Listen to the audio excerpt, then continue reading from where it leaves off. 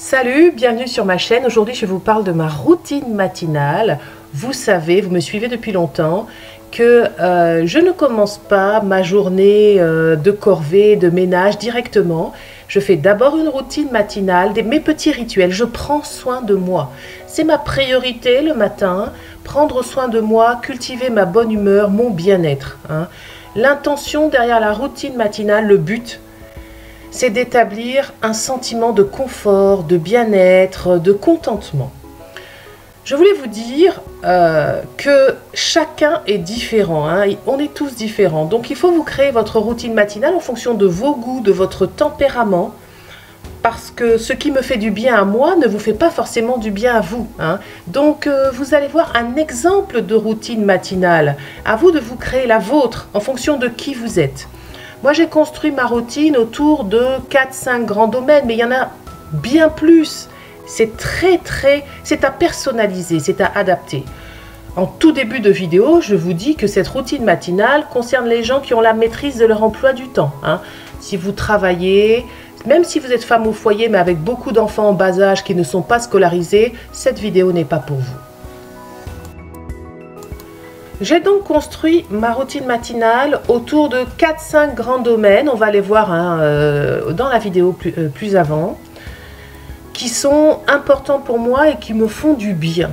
Donc moi c'est 4-5 grands domaines, mais comme je vous l'ai dit, je viens de vous le dire, on est tous différents et peut-être que pour vous, je pense que c'est infini. Il y a 7 milliards d'individus, il y a 7 milliards de routines matinales. Je vais vous parler de ma routine, vous donner des idées et puis après, à vous de construire la vôtre. Allez, c'est parti. Très concrètement, en général, ma routine dure 2h30. Ceux qui me suivent le savent parce que je dis toujours que je ne me mets jamais à mon ménage avant 10h30. Je prends vraiment du temps pour moi. Donc moi j'habite la campagne, je suis extrêmement chanceuse. Les enfants, mon fils prend le car scolaire à la campagne, ils partent en car scolaire et l'arrêt de car est en face de ma maison. Donc je dépose mon gamin, le bus part à 8h, à 8h01, je suis en train de faire mon café. Parce que je ne peux rien faire sans mon café. Donc je bois ma tasse de café, je prends un grand verre d'eau, tranquillement, sans télé, sans regarder le JT, etc. Je reste dans le calme. Dès que j'ai terminé, je vais monter à la salle de bain, mes amis. C'est ma première activité. Je le fais à peu près, on va dire 80% du temps, cette activité-là. Je vais faire un brossage à sec de mon corps. C'est une technique de massage avec un gant à sec. J'utilise un gant en coton, mais vous pouvez utiliser du sisal, de la soie. En fait, vous prenez un gant, ça dépend de la sensibilité de votre peau. Vous n'êtes pas obligé de choisir quelque chose de trop rêche. Cette technique est excellente pour votre santé. Pour faire circuler le sang, elle est excellente pour le système immunitaire. Regardez, je vous montre le gant que j'utilise. Moi, je masse mon corps, des membres vers le cœur, et je fais le corps entier. Ça dure à peu près 10 minutes. Je trouve que ça me réveille bien et ça me prépare pour la suite. Et la suite, c'est quoi, mes amis? Alors là, c'est vraiment pas pour tout le monde. Il y a des gens qui vont dire, elle est folle, elle est folle. Je ne peux pas. La suite, c'est que je vais prendre une douche glacée. C'est la méthode Wim Hof, voilà. Donc, je mettrai plus de petites explications dans la boîte de description sous la vidéo. Donc, je vais aller prendre une douche glacée. Ça va durer 2 minutes. C'est excellent pour la santé. C'est excellent pour le moral. Vous sortez de là-dedans, vous êtes congelé, mais vous êtes tout de suite super. Vous produisez des endorphines, l'hormone du bonheur. Voilà. La douche glacée, elle a une utilité autre pour moi. C'est qu'elle m'aide à bien me réveiller parce que je vais aller faire de la méditation. Et je veux rester vigilante, je ne veux pas m'endormir pendant la méditation, parce que je vais fermer les yeux. Je vais pratiquer des techniques de méditation que j'ai apprises avec un professeur de yoga. Et je ne veux pas m'endormir. C'est aussi pour ça que la douche glacée, je la fais avant. Ça, c'est mon petit matériel pour méditer. Donc, soit un coussin pour s'asseoir en lotus ou en tailleur, soit un banc pour s'asseoir en diamant. J'ai aussi mon téléphone qui me sert de gong. J'ai un gong plus classique. Mais il y a des petites applications, je vous mets toutes les infos en bas dans la boîte, qui vous permettent de régler votre temps. Comme je vous l'ai dit, j'ai appris à méditer avec un professeur. J'utilise 2 techniques, une qui dure 20 minutes, une qui dure 45 minutes. C'est selon, ça dépend du temps que j'ai. Mes amis, sur ma chaîne, je ne rentrerai pas dans le détail de ma spiritualité, hein, parce que je ne veux pas faire de prosélytisme, etc. Et la spiritualité, c'est vraiment un sujet sensible, un sujet clivant, hein, et vous voyez, vous avez compris que sur ma chaîne, il n'y a pas de confrontation, hein. D'ailleurs, les commentaires ne sont pas ouverts aussi pour cette raison, hein. La confrontation ne m'intéresse pas. Donc, pourquoi je vous parle de ce temps de spiritualité? D'abord, il y a ceux qui sont athées, qui ne croient en rien, qui ne ressentent pas la présence. Eux, cette partie-là, ils n'ont pas besoin de l'insérer dans une routine matinale.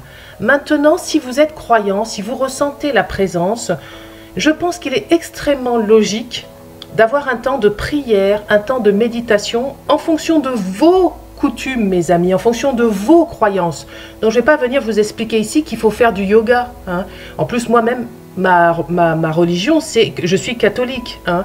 Donc, ce que je viens vous dire, c'est que si vous êtes croyant, comme l'intention première, hein, de cette routine matinale, c'est de donner le meilleur de soi, de se sentir bien, il est très logique d'insérer dans votre routine matinale un temps de prière et un temps de méditation, en fonction de vos croyances, en fonction de vos traditions, en fonction de votre concept, hein, sur le divin.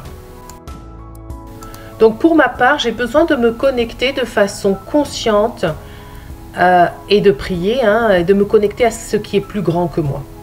Donc ensuite, je passe à l'activité physique. Moi, le matin, j'ai besoin de faire de l'activité physique. Je pense que c'est valable pour la majorité d'entre nous, sauf certaines exceptions. Des gens qui vraiment détestent ça, ben, ne le mettez pas dans votre routine, hein. Mais moi, j'ai besoin de bouger mon corps. Je sens que, bien évidemment, après mes séquences d'activité physique, je me sens tellement mieux. Donc, je fais du yoga. Je fais du yoga avec ma petite tablette. Vous avez vu sur le côté, là par terre, j'ai une tablette. Je fais du yoga sur le site ecartyoga.com. C'est un site payant, c'est 12,99 € par mois et anglophone. Le yoga, pour ceux qui ne le savent pas, c'est des mouvements que l'on fait. Donc ça ressemble à de la gym, sauf que ça va beaucoup plus loin puisqu'il y a un travail respiratoire, hein, c'est-à-dire qu'on associe la respiration aux postures et un travail de concentration également. Donc c'est beaucoup plus que de la gymnastique. Je déconseille, si vous n'avez pas les bases, de faire du yoga comme ça en ligne sur des chaînes YouTube ou sur des sites comme ecartyoga.com. Il faut de l'expérience. Moi, je fais du yoga depuis bien avant la mode, hein, parce que c'est la mode. Maintenant, on voit du yoga partout, etc. Moi, ça fait des décennies que je fais du yoga, donc j'ai les bases, hein. Et j'ai pris des cours de yoga jusqu'à très récemment, jusqu'à juin dernier, je prenais encore des cours avec ma prof de yoga en chair et en os. Si vous voulez débuter le yoga, il vous faut trouver un professeur réel chez qui vous allez toutes les semaines pour avoir les bases et surtout pour bien comprendre comment placer votre respiration. Voilà. Donc c'est ce que j'ai à dire sur le yoga. Après, si vous avez les bases, au bout de faites ça pendant 3-4 ans et après vous pouvez le faire à la limite seul à la maison. Mais il faut quand même avoir de l'expérience et avoir les bases. Après, le yoga, pour démarrer sa journée, moi je trouve qu'il n'y a rien de mieux physiquement.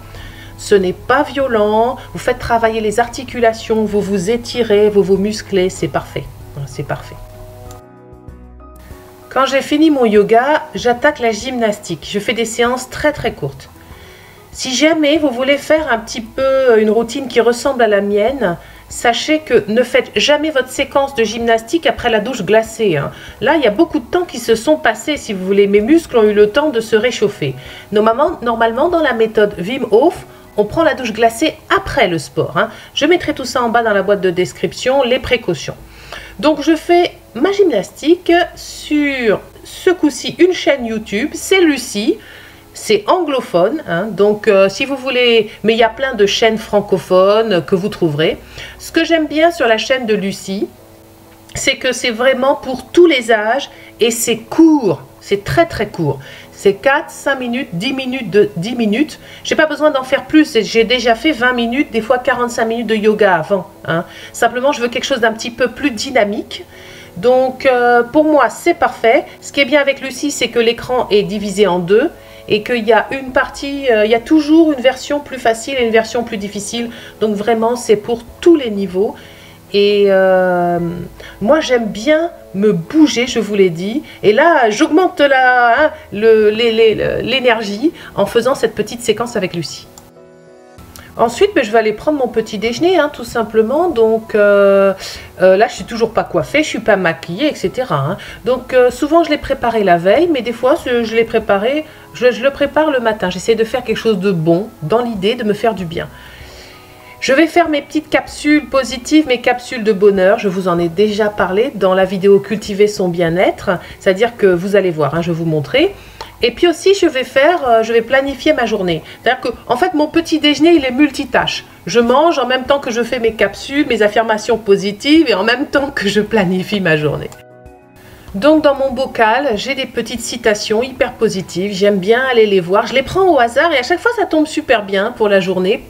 J'aime bien aussi écrire dans un cahier des listes d'appréciation, des affirmations positives, etc. Je fais aussi de la planification. Je planifie un petit peu ce que je vais faire dans ma journée et quand c'est le lundi, dans ma semaine, mes amis. Et je vais vous expliquer pourquoi. Comme dit le proverbe, il n'y a pas de bon vent pour qui n'a pas de port. C'est-à-dire que un certain nombre d'entre vous, peut-être, manquent un petit peu d'énergie pour une seule raison et une raison unique. C'est que vous ne savez pas où vous allez. Quand on est à la maison, quand on n'a pas d'activité professionnelle, quand on est retraité, planifier, c'est un outil extrêmement important. Parce que si vous ne savez pas ce que vous allez faire dans votre journée, il faut que vous ayez des objectifs. Si vous ne savez pas où vous allez, vous pouvez manquer d'énergie. Non pas simplement parce que vous n'avez pas de but. Et c'est pour ça qu'il est quand même très important quand on vit comme ça à la maison, tout le temps, et qu'on n'a pas d'activité professionnelle, de rendez-vous, etc. Moi, je trouve que la planification, planifier sa journée, planifier sa semaine, savoir là où on va, ça lève de l'énergie. Ça lève de l'énergie. À ce stade, quand j'ai terminé mon petit déjeuner, ensuite je vais aller m'habiller et puis je vais aller me faire toute belle. Et là aussi, encore une fois, je pense bien-être, je m'habille bien, voilà, je pense à me faire toute belle et tout, je profite de ce moment. Il ne faut pas sous-estimer cette étape de mise en beauté. Il ne faut pas la sous-estimer. Nous les femmes, bon évidemment c'est pour les femmes. Bon là, normalement je me lave les cheveux. Mais là, ce jour-là, quand j'ai fait le film, j'avais la flemme. Donc finalement ça se termine en chignon, toute cette affaire. Mais bon... pour les femmes, on peut se maquiller et on connaît le pouvoir du maquillage. C'est-à-dire que quand on se maquille, on se sent plus féminine. Un petit peu de mascara, un petit peu de rouge à lèvres, un petit peu d'anti-cerne et tout de suite, on a plus confiance en soi. On se sent mieux. Voilà, ça amène un bien-être. Il y a un effet make-up, quoi. Il y a un effet maquillage. Il y a un effet positif du maquillage qui, à mon avis, est indéniable. Se sentir belle, en se maquillant, on augmente l'auto-appréciation qu'on a de soi. Voilà, et moi je pense que c'est important. Il y a une activité que je considère comme étant clé dans une bonne routine matinale, c'est le fait d'aller s'aérer. Particulièrement si on est à la maison toute la journée. Aller dehors, marcher dehors, prendre la luminosité, prendre l'air. En hiver et en automne, malheureusement, moi, je ne peux pas le faire ici. En plus, je n'ai pas de jolies promenades à l'extérieur de la maison. Mais au printemps et à l'été, je le fais systématiquement. Tous les jours, je sors, je vais dans mon jardin, je vais sur ma terrasse, je reste 10 à 15 minutes à respirer. Et c'est vraiment quelque chose... Si vous avez un environnement adapté, par exemple, si vous êtes en bord de mer, etc., je baserai toute ma routine là-dessus.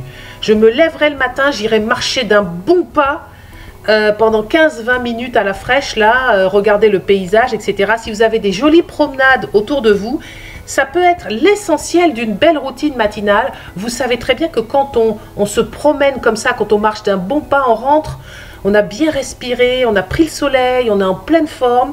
Donc ça peut être simplement ça, une bonne routine matinale, faire tous les jours sa petite promenade. Enfin voilà, je vous ai donné des idées. J'espère que vous allez vous créer de belles routines. Ne me croyez pas sur parole. Prenez un papier, écrivez ce que vous aimez faire. Créez-vous une jolie routine. Essayez de faire ça pendant 30 jours. Observez votre humeur. Observez si vous êtes plus joyeux, si vous êtes en meilleure santé, si vous êtes de meilleure humeur. On en reparlera. Essayez, testez et vous verrez bien. Voilà mes amis, je vous souhaite une très très belle journée et je vous dis à bientôt. Salut!